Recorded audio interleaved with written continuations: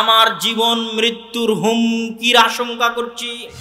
এইরকম পার্সোনালিটি সম্পন্ন, এরকম ব্যক্তিত্ব সম্পন্ন, এরকম ভারাত্মওয়ালা, এরকম আত্মমর্যাদাবান, এরকম আত্মসম্মান বোধ সম্পন্ন মুসলমানদের অভাব প্রচুর প্রচুর পরিমাণে অভাব। অথচ সাহাবায়ে কেরাম যখন দাওয়াতি কাজ করেছে, তাবেঈন ইদাম যখন দাওয়াতি কাজ করেছে, তখন মানুষ 90% ক্ষেত্রে তাদের আচার ব্যবহার, ব্যক্তিত্ব, ভারাত্ম, আত্মমর্যাদাবোধ, আত্মসম্মানবোধ দেখে আকৃষ্ট হয়ে দ্বীনের পথে এসেছে। রাসূল সাল্লাল্লাহু আলাইহি ওয়াসাল্লাম যখন হেরা গুহা থেকে খাদিজা রাদিয়াল্লাহু তাআলা আনহার নিকটে গেলেন, তখন তিনি বলছেন, জাম্মিলুনি জাম্মিলুনি জাম্মিলুনি, খাদিজা তুমি আমাকে চাদর দাও, চাদর দিয়ে আমার গা জড়িয়ে দাও। রাসূল সাল্লাল্লাহু আলাইহি ওয়াসাল্লাম বললেন, লাকাদ খাশিতু আলা নাফসি, আমি আমার জীবনের ভয় করছি, আমার জীবন মৃত্যুর হুমকির আশঙ্কা করছি। তখন খাদিজা রাদিয়াল্লাহু তাআলা আনহা বললেন, কাল্লা লা ইউখজিকাল্লাহু আবাদা, কখনো নহে, অসম্ভব, আল্লাহ সুবহানাহু তাআলা আপনার ক্ষতি করতে পারেন না, ক্ষতি করবেন না। এই কথা বলে খাদিজা রাদিয়াল্লাহু তাআলা আনহা কারণ পেশ করতে লাগলেন। কি কি কারণে আল্লাহ আপনার ক্ষতি করবেন না?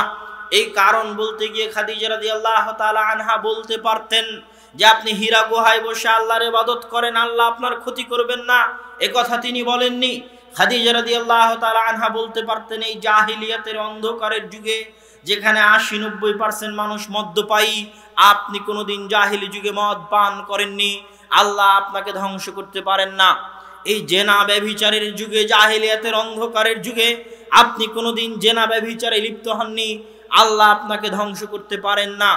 এই যুদ্ধ বিগ্রহের যুগে আপনি হিলফুল ফুজুল গঠন করে মানুষের মাঝে শান্তি নিরাপত্তার ব্যবস্থা করেছেন, আল্লাহ আপনাকে ধ্বংস করতে পারেন না। এগুলো একটা কথাও খাদিজা রাদিয়াল্লাহু তাআলা আনহা না বলে কি বলতে লাগলেন?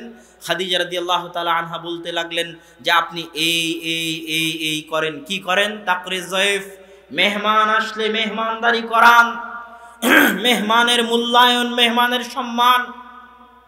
আজকের যুগের কঠিনতম পরীক্ষাগুলোর একটা পরীক্ষা, আর এই পরীক্ষাকে আরো কঠিন বানিয়ে দিয়েছে আমাদের বাড়ির বউয়েরা। বর্তমান যুগের বউয়েরা মেহমানদারির পরীক্ষাকে সবচেয়ে কঠিন বানিয়ে দিয়েছে। বহু হাদিস পাবেন, এমনও হাদিস পাবেন যে হাদিস দেখে চোখে পানি আসতে বাধ্য। শুধু মেহমানদারির মূল্যায়নে আল্লাহ সুবহানাহু ওয়া তাআলা হেসে উঠেছেন। লম্বা হাদিস, বহুদিন আপনাদের শ্রদ্ধেয় উস্তাদ শাইখ আব্দুর রাজ্জাক বিন ইউসুফের মুখে আপনারা ওই হাদিস শুনেছেন, শুনলে চোখে পানি আসতে বাধ্য। কিভাবে স্বামী স্ত্রী একজন মেহমানকে মূল্যায়ন করার চেষ্টা করেছে। আল্লাহর রাসূলের বৈশিষ্ট্য বলতে গিয়ে খাদিজা রাদিয়াল্লাহু তাআলা আনহা বলছেন, তাকরিজ যায়ফ, মেহমান আসলে আপনি মেহমানদারি করান। তাহমিলুল কাল, ঋণের বোঝায় বিপর্যস্ত, ঋণের বোঝায় পর্যুদস্ত, এইরকম ঋণের বোঝায় চাপা পড়ে ধ্বংস হয়ে যাচ্ছে সংসার, তাদের ঋণের বোঝা আপনি উঠান। তুকসিবুল মাদুম, আল মাদুম যার কিছুই নাই, নিঃস্ব ফকির, কিছুই নাই, তাকে আপনি সহযোগিতা করেন। তুইনু আলা নাওয়াইবিল হক, হঠাৎ বিপদে পড়েছে, এরকম হঠাৎ বিপদে পড়া মানুষকে আপনি সহযোগিতা করেন। একে একে যা যা বলতে লাগলেন খাদিজা রাদিয়াল্লাহু তাআলা আনহা, প্রত্যেকটা হচ্ছে সামাজিক আদব আখলাক, শিষ্টাচার, নীতি নৈতিকতা, চারিত্রিক উন্নতি সম্পৃক্ত। এগুলো হচ্ছে প্রত্যেকটা মানুষের হক সম্পৃক্ত, প্রত্যেকটা হচ্ছে মানব সেবা সম্পৃক্ত, প্রত্যেকটা হচ্ছে মানুষকে মূল্যায়ন করা সম্পৃক্ত। এগুলোর অজুহাত দিয়ে খাদিজা রাদিয়াল্লাহু তাআলা আনহা বলছেন, যে মানুষ মেহমান আসলে মেহমানকে মেহমানদারি করায়, যে মানুষ ঋণের বোঝায় চাপা পড়ে বিপর্যস্ত ব্যক্তিকে সহযোগিতা করে, যে মানুষ নিঃস্ব যার কিছুই নাই তাকে সহযোগিতা করে, যে মানুষ তুইনু আলা নাওয়াইবিল হক, বিপদগ্রস্ত মানুষকে সহযোগিতা করে, তাকে আল্লাহ ক্ষতি করতে পারেন না। আল্লাহু আকবার। তাহলে আমরা যারা মাঠে দাওয়াতি কাজ করছি, যুবক যারা দাওয়াতি কাজ করছে, আমাদের মতো দায়ী যারা দাওয়াতি কাজ করছে, তারা আসলে মানুষের জন্য কি করছি? আমরা রাসূল সাল্লাল্লাহু আলাইহি ওয়াসাল্লামের মতো সমাজে কতটুকু পজিটিভ ইম্প্যাক্ট পজিটিভ প্রভাব সমাজে রাখতে পেরেছে। আজকের যুগের আলেম ওলামা হচ্ছে সমাজ বিচ্ছিন্ন। সমাজ বিচ্ছিন্ন থেকে কোনোদিন সমাজ পরিবর্তন করা সম্ভব নয়। রাসূল সাল্লাল্লাহু আলাইহি ওয়াসাল্লাম ওতপ্রোতভাবে সমাজের সাথে জড়িত ছিলেন। প্রত্যেকটা হুকুম আহকাম নিয়ম নীতি ছিল সমাজের সাথে জড়িত। কেউ মারা গেছে, তার দাফন কাফন, বিবাহ শাদী ইত্যাদি যা সামাজিক নিয়ম নীতি ছিল, বিচার আচার, বিচার সালিশ, মানুষের হক, যা কিছু বিপদ আপদ সহযোগিতা, উনি সমাজের সাথে মিশে চলতেন। সমাজের সাথে মিশে চলার কারণে তার ব্যক্তিত্বে, তার আচরণে মানুষ প্রভাবিত হতো। প্রভাবিত হওয়ার কারণে মানুষ দ্রুত পরিবর্তন হতো। আর আজকে আপনি আমার বক্তব্য ইউটিউবে শুনছেন, শুনে আপনি ইউটিউব থেকে আরও 10 জনের বক্তব্য শুনছেন, কোনো আলেমের সংস্পর্শ পাচ্ছেন না, কোনো জ্ঞানী ব্যক্তির সংস্পর্শ পাচ্ছেন না, কারো উত্তম আচরণ, কারো ভালো ব্যবহার, কারো ব্যক্তিত্বের সংস্পর্শ পাচ্ছেন না। আপনি তখন ধীরে ধীরে আপনার যতই সহি আকীদার পথে আসেন না কেন, যতই সালাফে সালেহিনের মানহাজের পথে আসেন না কেন, একদিন বিকৃত হয়ে যাবে। আপনার আচার ব্যবহার ঠিক থাকবে না, আপনার কথাবার্তা ঠিক থাকবে না, লেখনী ঠিক থাকবে না। তখন কি হবে? প্রথম কয়েকদিন যখন দিনের লাইনে ছিল তখন মোটামুটি একটু ভালো ছিল। আমি কিন্তু সব দিনের লাইনে আসা ভাইদেরকে বলছি, প্রথম যখন দিনের লাইনে এসেছে তখন একটু ভালো ছিল। 10 দিন, 15 দিন, 20 দিন যখন সব শাইখের বক্তব্য শোনা হয়ে গেছে, কিছু দিনী ভাইদের সাথে উঠা বসা হয়ে গেছে, এখন গল্প মানেই গীবত, গল্প মানেই গীবত, গল্প মানেই গীবত, গল্প মানেই গীবত। ওই দিনী ভাইয়ের আর কোনো কাজই নাই। আপনি কি আমার উপর রাগ করছেন? আমি কি কথা ভুল বলছি? এটা বাস্তবতা। আজকে যারা সেকুলার যুবক আছে তারা যেমন, আমি তাদের ক্ষেত্রে বলেছি যে এরা Facebook, YouTube, Twitter, free fire, PUBG game এগুলোর নেশায় মত্ত হয়ে নিজের প্রোডাক্টিভিটিকে নষ্ট করে দিয়ে অচল, অকেজো, অপদার্থ ডাস্টবিনে ফেলার যোগ্যে পরিণত হয়েছে। এটা যেমন আমি সেকুলার লেভেলের যুবকদের ক্ষেত্রে বলেছি, দিনের যুবকদের ক্ষেত্রেও আজকে বলে যাচ্ছে যে আমাদের একদল দিনের যুবক, এরা এক জায়গায় একত্রিত হলেই কোন শাইখ কি করলো, ফেসবুকে কে কার বিরুদ্ধে কমেন্ট করবে, কে কার কমেন্টে লাইক দিবে, কে কার বিরুদ্ধে পোস্ট করবে, কে কার পিছনে লেগে থাকবে, আর কে কার বিরুদ্ধে কাদা ছড়াছড়ি করবে, এইরকম প্রোডাক্টিভিটি বিহীন, যার কোনো রেজাল্ট নেই, কোনো ভালো রেজাল্ট নেই, শুধু সময় নষ্ট, এরকম প্রোডাক্টিভিটি বিহীন কাজে ব্যস্ত রেখে নিজের মেধা, নিজের শরীর, নিজের সময় দিনের নামে অকেজো, অচল, অথর্ব হয়ে পড়ে আছে, কোনো কাজ নেই। অথচ তারা দিনের নামে করতেছে। খুবই ভয়ঙ্কর অবস্থা। আপনি এই জায়গায় কিভাবে প্রোডাক্টিভ হয়েতে এটা কাজে লাগাতে পারতেন? আমি আমার বক্তব্যে বলেছি, এরকম একটা সম্মেলন আয়োজন করা সহজ। যুবক এরকম একটা সম্মেলন আয়োজন করা সহজ, এরকম একটা মিছিলের আয়োজন করা সহজ, এরকম একটা সমাবেশের আয়োজন করা সহজ, লিল্লাহে তাকবীর দিয়ে 10টা মানুষকে নিজের পিছনে নিয়ে যাওয়া সহজ, 10টা মানুষ মিলে আরেকজনের গীবত করা, আরেকজনের বিরুদ্ধে লেখালেখি করা সহজ, কিন্তু সূরা ফাতিহা শুদ্ধ করে পড়ার চেষ্টা করা কঠিন। পবিত্র কোরআন শিখার চেষ্টা করা কঠিন। মসজিদে মক্তব চালু রাখা কঠিন। মসজিদে লাইব্রেরি প্রতিষ্ঠা করা কঠিন। মসজিদে প্রত্যেক সপ্তাহে সাপ্তাহিক দার্স চালু রাখা কঠিন। মসজিদে প্রত্যেক মাসে মাসিক দার্স চালু রাখা কঠিন। কোরআন শিখার চেষ্টা করা, তার উপর নিজেকে ধরে রাখা, আরবি শিখার চেষ্টা করা, তার উপর নিজেকে ধরে রাখা কঠিন। কিন্তু এই কঠিন কাজগুলো বাংলাদেশের মানুষ করতে চায় না। বাংলাদেশের মানুষের কাছে আবেগ চায় আগে, এবং সে আবেগকে প্রাধান্য দিয়ে তারা চলে। তাহলে প্রোডাক্টিভ ওয়েতে কাজ করা মানে কি? 2 জন মিলে যখন একত্রিত হবে তখন গল্প করবে, আজ সোমবার, আজ কি আপনি সিয়াম আছেন?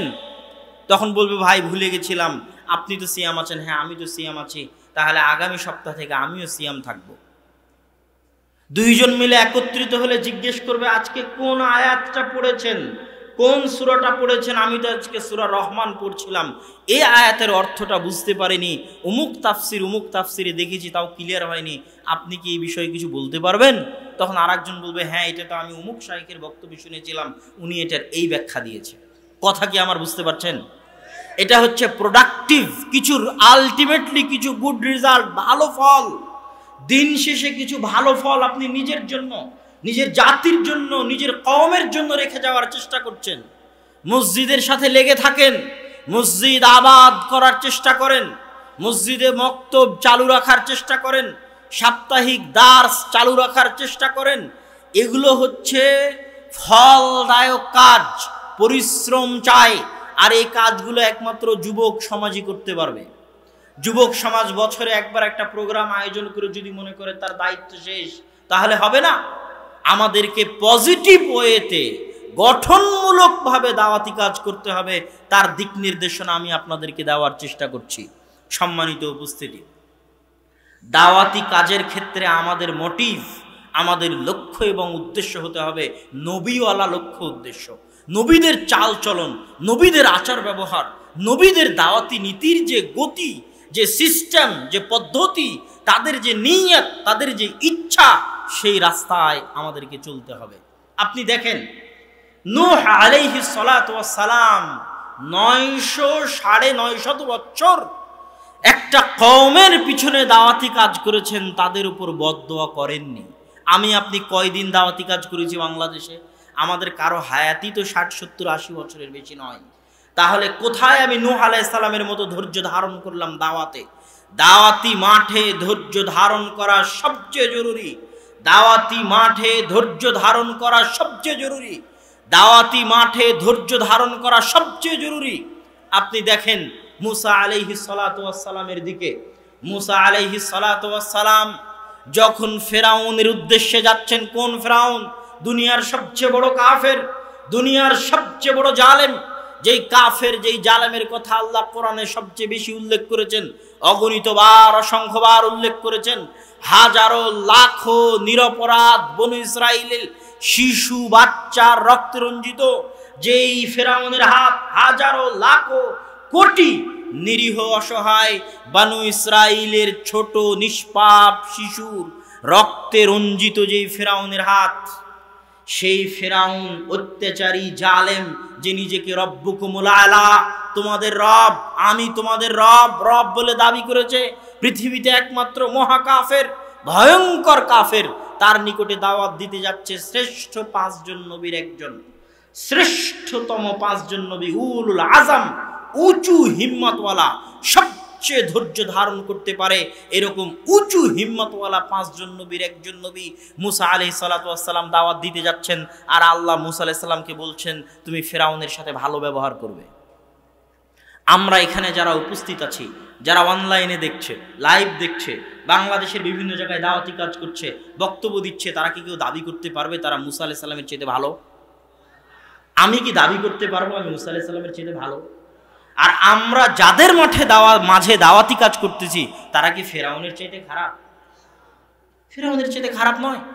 তাহলে মুসা আলাইহিস সালামের মতো একজন শ্রেষ্ঠতম নবীদের একজন নবী, আচ্ছা এই শ্রেষ্ঠতম নবীকে ওই জঘন্যতম কাফেরের সাথে ভালো ব্যবহারের আদেশ দেওয়া হচ্ছে। আর আমি একজন গুনাহগার, খাকসার, অজ্ঞ, মূর্খ, জাহেল, আমার আরেক দিনী ভাই, মুসলিম ভাই, যে হয়তো বেদাতে লিপ্ত, যে হয়তো কোনো একটা ভুলের মধ্যে লিপ্ত, আমি তাকে দাওয়াতি কাজ করতে যাচ্ছি, তাহলে আমার ব্যবহার কত ভালো হওয়া উচিত? সেই জায়গায় আমি গালিগালাজ করছি, সেই জায়গায় আমি উগ্র পন্থা অবলম্বন করতেছি। এটা দিন শেষে আহলে হাদিসের দাওয়াতের মৃত্যু ঘটবে এই ধরনের আচরণ যদি আমাদের মধ্যে চলে আসে। আমি সতর্ক করছি যুবক সমাজকে, আমি সতর্ক করছি আহলে হাদিসদের দায়ীদেরকে, বক্তাদেরকে, যে আমাদেরকে এই দাওয়াতি কাজের ম্যানার, এটিকেট, শিষ্টাচার, বৈশিষ্ট্য, যেমন নবীদের শিষ্টাচার বৈশিষ্ট্য ছিল, সালাফে সালেহিনের শিষ্টাচার বৈশিষ্ট্য ছিল,